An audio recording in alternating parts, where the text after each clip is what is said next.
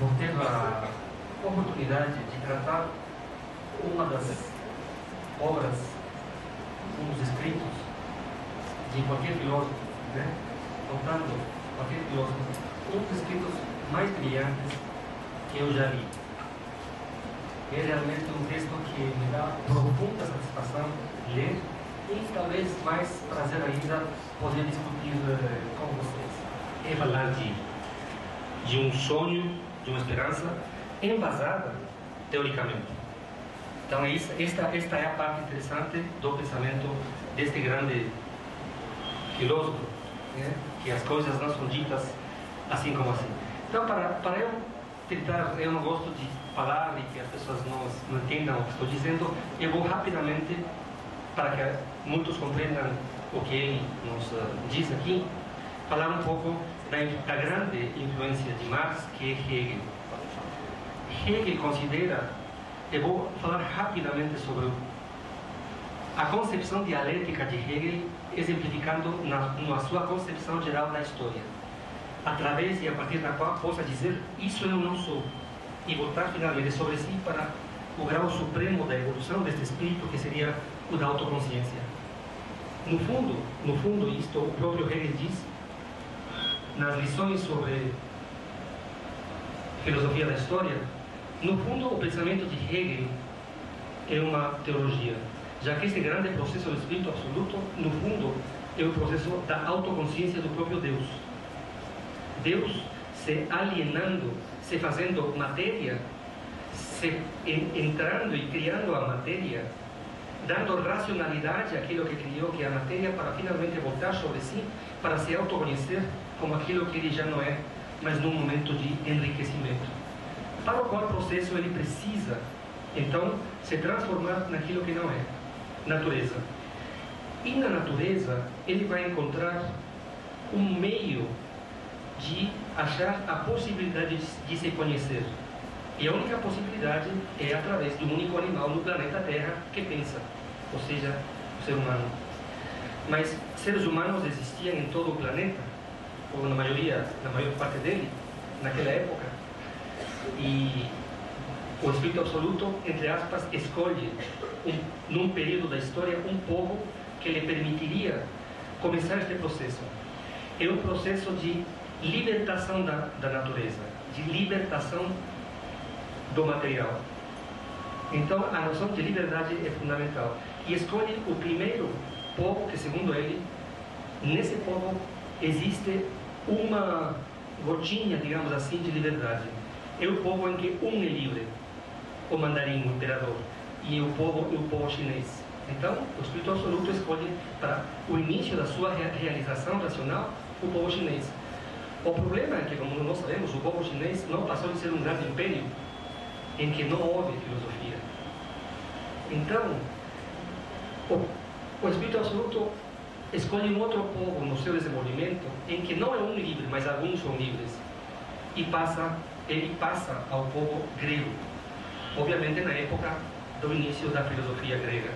Porque ali não só alguns são livres, não é alguns são livres, e aí, nesses alguns que são livres, aparece a noção de logos, de razão, como em Heráclito e em Parmênides.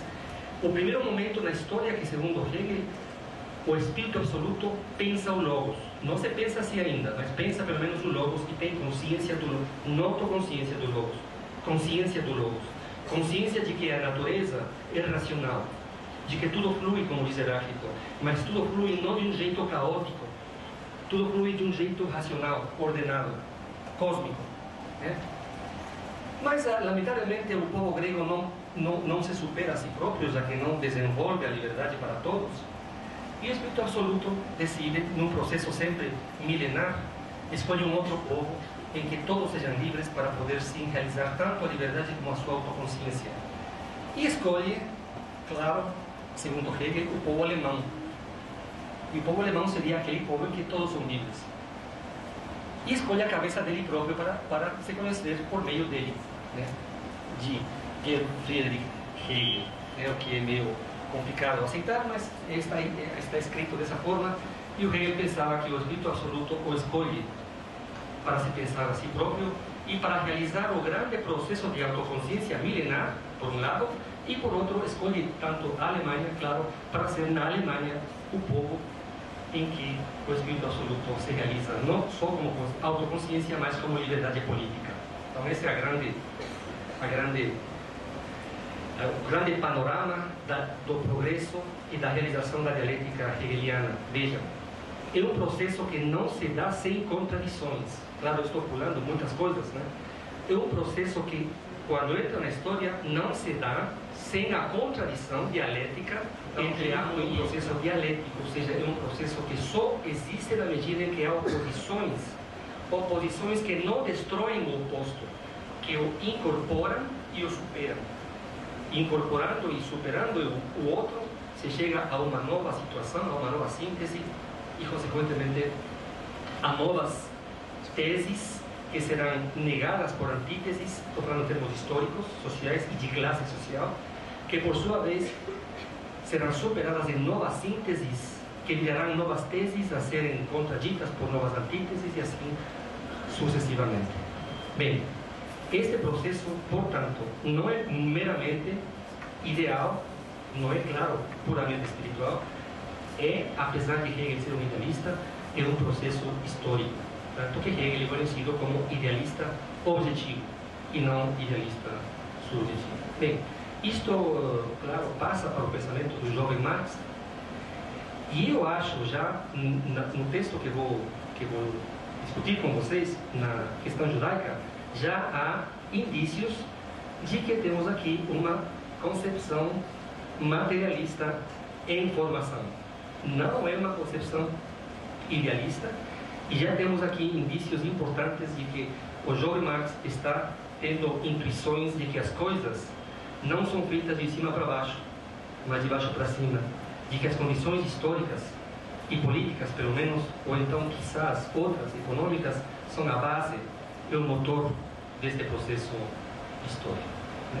Então, isto para mais ou menos entendermos certas afirmações desta pequena obra que realmente, como eu digo para vocês, é brilhante. O problema sério, é o problema da questão dos judeus na Alemanha da época.